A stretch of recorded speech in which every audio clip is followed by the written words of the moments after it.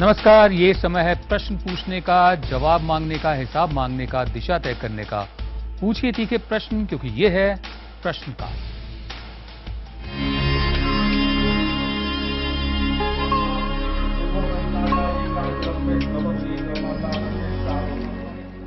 आस्था, इतिहास, गंगा, साहित्य, मंत्र, मंथन, प्रेरणा, सच, मोक्ष, ये बनारस है।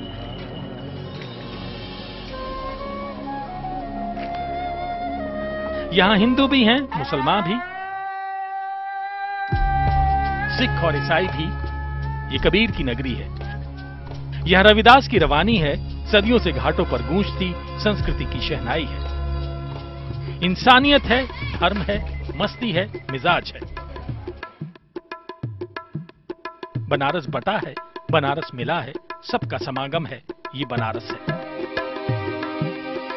जहां महादेव हर हर हैं, जहां जान के साथ घुलती है मंत्रों की ताकत। ये बनारस है। लेकिन पिछले 2 महीनों से वोटों का अखाड़ा बन गया है बनारस।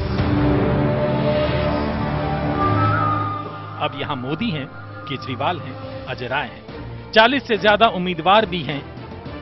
दावों, इरादों के बीच बनारस के लोगों के सपने हैं, उम्मीदें हैं, आकांक्षाएं हैं। ये बनारस है।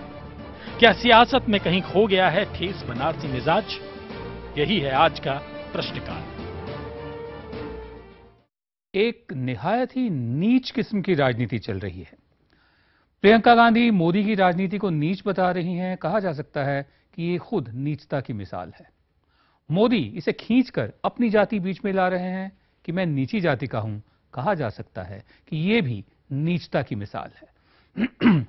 मोदी साहब और प्रियंका जी, क्या 122 करोड़ लोगों का यह देश और यहां हो रहे चुनाव आपकी निजी बयानबाजी का अखाड़ा मात्र है?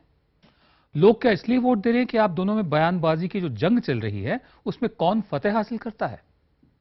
हम नीच जैसे शब्दों का इस्तेमाल नहीं करते, मजबूरी में किया है। आपने ही हमें ये शब्द दिया है।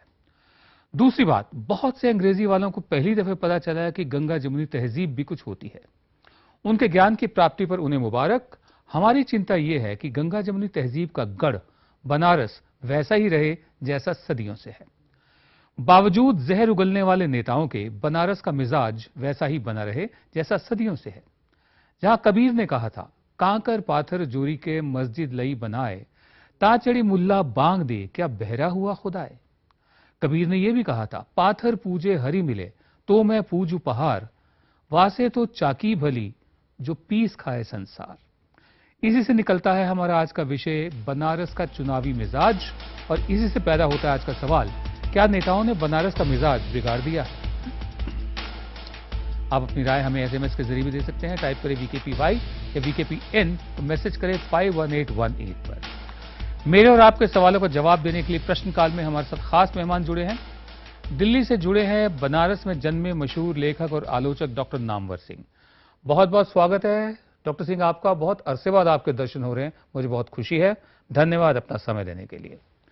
और मेरे साथ जुड़ी हैं जानी मानी नृत्यांगना और समाज सेवी सुश्री सोनल मान सिंह। सोनल जी, आपके दर्शन भी बहुत अरसे बाद हो रहे हैं। बहुत धन्यवाद अपना समय देने के लिए। हम आगे बढ़ते हैं, चर्चा की शुरुआत करते हैं। पहले कुछ दर्शकों के सवाल और राय लेते हैं। सोशल नेटवर्किंग साइट फेसबुक पर भुवनेश ने लिखा है कि क्या वोट बैंक की राजनीति बनारस की गंगा जमुना की तहजीब पर चोट पहुंचा रही है? दूसरा सवाल है बनारस से ही आनंद सिन्हा ने अपनी बात कही है। सुनते हैं क्या कह रहा है आनंद का। केजरीवाल मोदी इस झगड़े में कहीं बनारसी आदमी कहीं खो सा गया है। क्या एक पार्टी जो कि कुछ दिन पुरानी है वो 5-6 हजार लोगों को बाहर से लेके आए और इस शहर का मिजाज बदलने की कोशिश करे? क्या ऐसा राजनीति में संभव है? आप ऐसा मानते हैं? ऐसे भी इस शहर का मिजाज बाहरी लोगों को स्वीकार करने का नहीं है। सोनल जी, सवाल का जवाब मैं आपसे पूछूंगा कि इस शहर का मिजाज बाहरी लोगों को स्वीकार करने का नहीं है उस ढंग से कि 5-7 हजार लोग आए और शहर का माहौल बिगाड़ दे। आप क्या कहेंगे?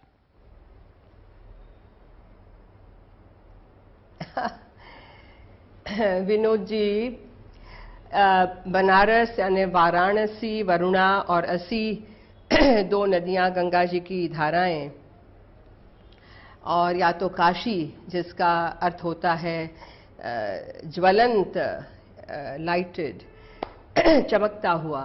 तो ऐसा जो 5000 वर्षों से भी ज्यादा पुराना शहर है, नगरी है, जो प्राचीनतम, उसको कौन बिगाड़ सकता है? हम जो पानी में तरंगे उठती हैं बैठती हैं, बुदबुदे उठते हैं बैठते हैं, उसी को पानी मान के चलते हैं, तो गलती हमारी है। मैं ये समझती हूँ कि कोई किसी का मिजाज बिगाड़ नहीं सकता, वो तो वही नगरी तय करेगी। वो नगरी के जो इष्ट देवता हैं, जो वहाँ के स्थानीय अल्लाह है, जो भी हैं शक्तियां हैं, वही तय करेंगी। हमारी क्या औकात है? कोई मुसलमान आवे, कोई मंदिर तोड़े, कोई मस्जिद तोड़े, कोई गंगा जी में स्नान करे, कोई गंगा जी में पेशाब करे, कोई फूल डाले, कोई कुछ डाले। देखिए ये सारी बातें मान्य हैं। जी सोनल, तहजीब हमारी जो है वो बहुत विशाल विराट है। जी सोनल, तो मैं नहीं समझती कि कुछ 5-6 हजार बाहर से आए, 10,000 आए तो उससे कोई बिगाड़ सकता है। मुझे तो लगता है कि it enriches the whole thing. We have to be very catholic in our outlook. जी, मैं आपको पढ़ के सुनाता हूं, डॉक्टर नामवर सिंह आपको भी और सोनल जी आपको भी, कि डॉक्टर काशीनाथ सिंह का क्या कहना है। ये अभी परसों की बात, उन्होंने कहा है कि काशी की परंपरा और संस्कृति पर गहरा संकट देख रहा हूं। दरअसल काशी हिंदुओं का तीर्थ अवश्य रही है, पर कभी हिंदुत्ववादी नहीं रही। हिंदुओं के सैकड़ों मठ, अखाड़े, आश्रम और मंदिर हैं, पर कट्टरता नहीं थी। हिंदुत्व के लिए स्वामी करपात्री ने राम राज्य पार्टी बनाई थी, पर विधर्मियों के लिए तलखी या कड़वाहट नहीं थी।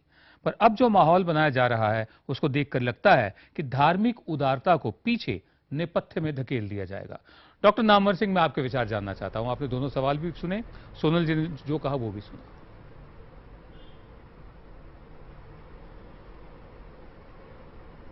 मुझे बहुत खुशी हुई कि इस मौके पर आपने याद किया। और बनारस तो छूट गया है, और अभी मेरे छोटे भाई काशी जो वहाँ रहते हैं, उन्होंने अपनी टिप्पणी भी की है। लेकिन जो पहला धक्का तो मुझे यही लगा कि लोगों ने नारा लगाया था हर हर मोदी। ये बनारस का सबसे बड़ा अपमान है, और ये वही लगा सकता है जो बनारस को नहीं जानता, क्योंकि वहाँ हर हर महादेव होता है। जी, उस आदमी को मालूम नहीं है कि हर शब्द में हर जो है वो शंकर के लिए इस्तेमाल किया जाता है। शंकर के लिए इस्तेमाल किया जाने वाला शब्द मोदी के नाम के साथ जुड़े, ये भगवान शंकर का, काशी विश्वनाथ का अपमान है। जी, इससे मालूम होता है कि वे लोग बनारस को कितना समझते हैं। जी, बिल्कुल ना समझ है। बनारस की जो कल्चर है, ये रैदास, कबीर, तुलसीदास जैसे संतों की परंपरा है। एक और रैदास जात के चमार, कबीर जुलाहा और ब्राह्मण तुलसीदास, ये संस्कृति बनारस की रही है। इसीलिए काशी विश्वनाथ का मंदिर और ज्ञानवापी की मस्जिद दोनों पास पास हैं। जी डॉक्टर साहब, ये चीज जो नहीं समझता, और मोदी इस बात को समझ नहीं सकते बनारस की संस्कृति को। उन्होंने हिमाकत की है वहाँ जाने की कि वो जैसे काशी को जीत लेंगे तो पता कर लेंगे जैसे सारे देश को। जी, मैं आगे बढ़ता हूँ। नहीं होने वाला है। जी, मैं आगे बढ़ता हूँ। बनारस से सिमरन ने अपना सवाल पूछा है, सुनते हैं सिमरन का सवाल। जो बनारस में चुनाव हो रहे हैं अपने यहाँ पे, उसमें क्या बनारसियों को खुद से अपना करना चाहिए कि बाहर से जो आ रहे हैं उनको अपना फैसला लेना चाहिए? दिल्ली से छात्र अमित साहू ने फोन पर अपनी बात कही है, सुनते हैं अमित ने क्या कहा है। ऐसी भाषा बनारस में बोली जा रही है, इससे वातावरण दूषित हो रहा है और जनता को ऐसी बातों का बहिष्कार करना चाहिए। जी सोनल, मैं आप पर आता हूं। बहुत संक्षेप में आपसे जानना चाहूंगा कि बाहर के लोगों को लेकर इन लोगों में रोष है, गुस्सा है, रंज है थोड़ा सा, कि बनारस का फैसला कौन करेगा, बाहर से आए लोग या बनारस के खुद? आप क्या कहेंगे?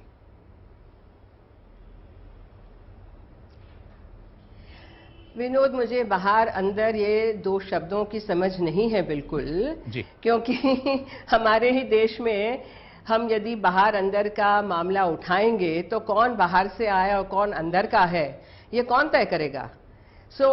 मुझे तो ये बातें बेतुकी लगती हैं। मुझे एक ही बात बताइए कि बनारस, जिसके बारे में नामवर सिंह ने अभी इतना कहा और हम सब जानते हैं, गंगा जमनी तहजीब है, वहां बाबा विश्वनाथ की बात हो रही है, तो विनोद क्यों, वहां बगल में ही माता अन्नपूर्णा का मंदिर है, जिनके दरवाजे पे भोलेनाथ भी खड़े होते हैं भिक्षा के लिए। भिक्षाम देहि कृपावलंबन करी माता अन्नपूर्णेश्वरी।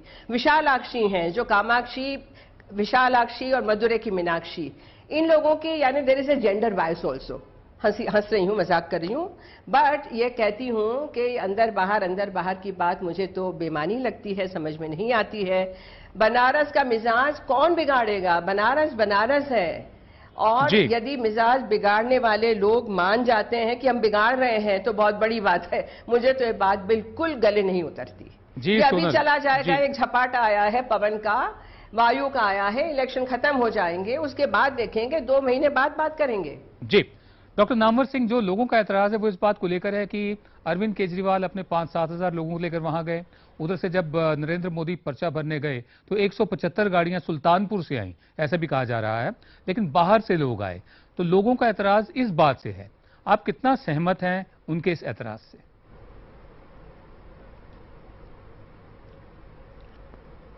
देखिए, फिलहाल तो केजरीवाल तो बाद में कूदे हैं और वो कूद फांद कई जगह कर रहे हैं, उन पर तो टिप्पणी अभी नहीं करूंगा जी। लेकिन मैं ये कहना चाहता हूं कि वहाँ बनारस में एक भैरव भी होते हैं जी, और भैरव का सोंटा लगता है आदमी को जी। लोग भूल जाते हैं कि बनारस में केवल स्वागत सत्कार नहीं होता, पूजा पाठ करने वाले लोग ही नहीं जाते हैं बल्कि भैरव भी रहते हैं जी। और सोंटा किसको लगेगा ये चुनाव परिणाम आने पर मालूम पता चलेगा। मेरी जितनी जानकारी है, जितनी समझ है, क्योंकि छूटा हुआ है, शहर में देर से गया नहीं, लेकिन काशीनाथ से मेरी बातचीत होती रहती है और उन लोगों को अभी अंदाज़ा नहीं है। दरअसल तीसरा आदमी कोई कूद पड़े उससे फर्क नहीं पड़ने वाला है और अंततः क्या होगा ये बनारस बताएगा जी। कोई आदमी बड़े विश्वास के साथ नहीं कह सकता है। बड़े विवेक वाले हैं बनारस के लोग, समझदार हैं और अच्छी राजनीति तो समझते हैं, इसलिए कोई आदमी बाहर से आकर के बनारस को धोखा दे दे, ये चकमा दे दे, नहीं होने वाला है। जी, गोरखपुर से शिक्षक गोरखनाथ सिंह ने फोन पर अपना सवाल पूछा है, सुनते हैं गोरखनाथ का सवाल। राष्ट्रीय नेता मोदी जी हैं, 2 जगह से चुनाव लड़ने पर पुनः चुनाव होगा तो राष्ट्रीय धन की क्षति होगी। वाराणसी में उन्होंने बाहर से प्रचारकों को भेजा है, बनारस के लोगों पर उनका विश्वास कम है।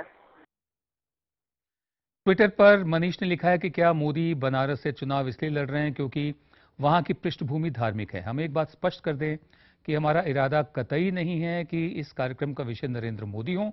हमारा इरादा यह है कि बनारस का जो मिजाज है, क्या चुनाव के माहौल ने उस मिजाज को बिगाड़ा है, ये हमारे दर्शकों के सवाल है। बहरहाल सवाल पूछे गए हैं। सोनल जी, आप जवाब देना पसंद करेंगी? जो पहला सवाल है, 2 जगह से चुनाव लड़ रहे हैं, क्या उन्हें बनारस पर भरोसा बिल्कुल नहीं? बिल्कुल विनोद, थैंक यू। मुझे लगता है कि बनारसी लोगों को ही बनारस पे भरोसा कैसे उठ गया है अपने शहर से जी। ये मुझे अजीब लग रहा है सुन के। और बनारस की जो तहजीब है, बनारस की आनंद मस्ती है, बनारस की रबड़ी है, बनारस की भांग है, बनारस की गंगा है, नौका विहार है, चांदनी रात है, रामलीला है, बनारस की साड़ियां हैं, ये सब कहाँ जाएंगी मुझे बताइए। संकट मोचन हनुमान है, सारे लोग वहां पे हैं, देवी देवता हैं, लोग हैं, स्त्री पुरुष हैं, बालक आबाल वृद्ध हैं।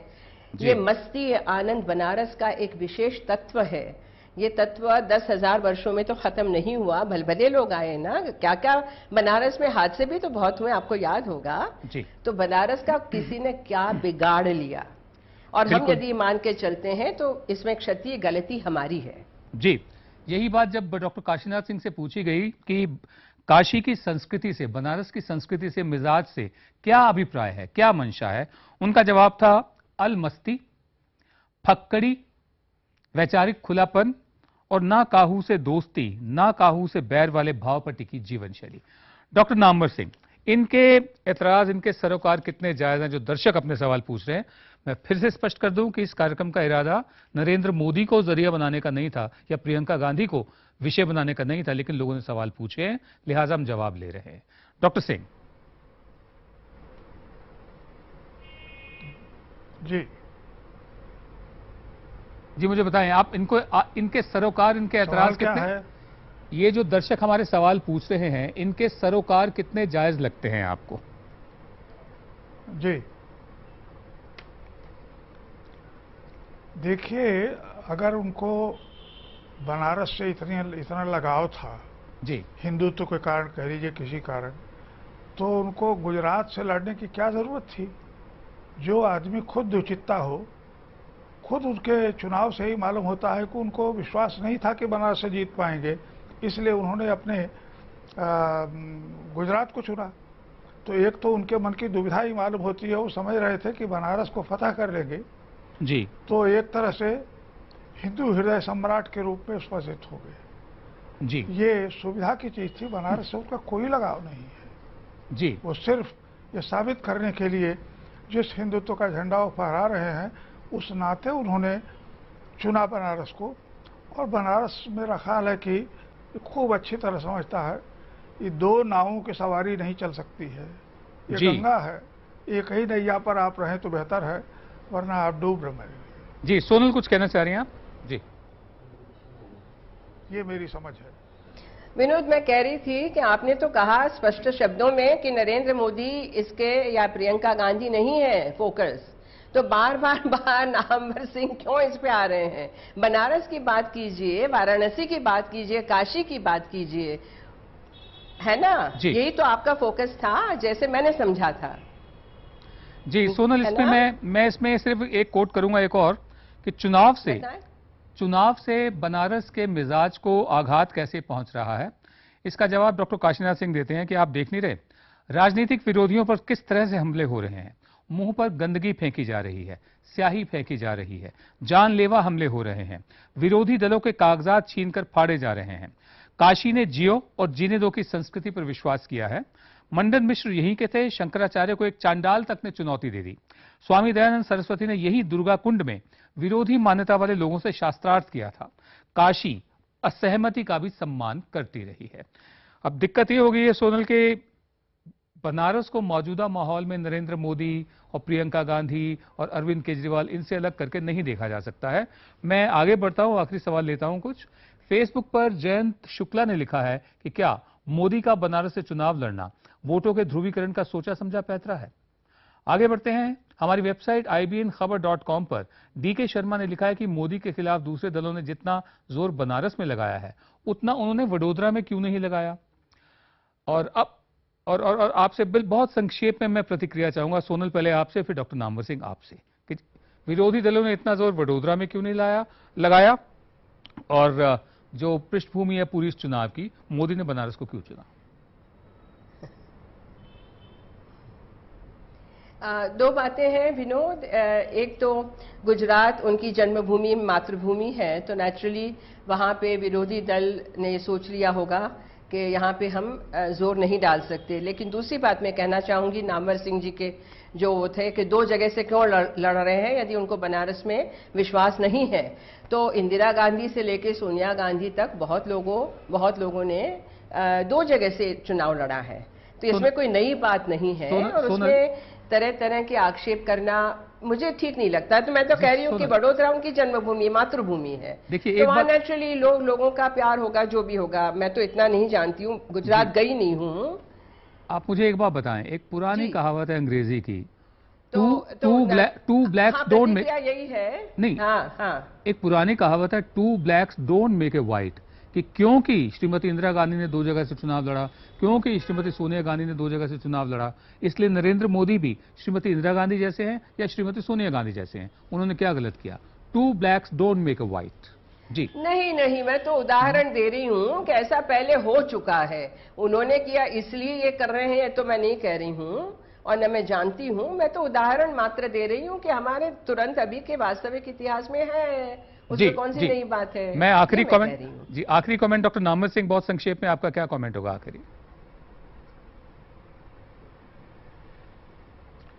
मैं सिर्फ ये कहना चाहता हूं कि मोदी बनारस को नहीं जानते हैं, उसके मिजाज को नहीं जानते, उसकी संस्कृति को नहीं जानते हैं, और वे इसलिए सोचते हैं कि चूंकि हिंदुत्व का सबसे बड़ा केंद्र है, तो ये अतिरिक्त होगा साबित करने के लिए, शायद इसी प्रलोभन से वहाँ आए हैं, वरना उनका कोई लगाव नहीं है और वहाँ की जनता भी इस बात को समझती है।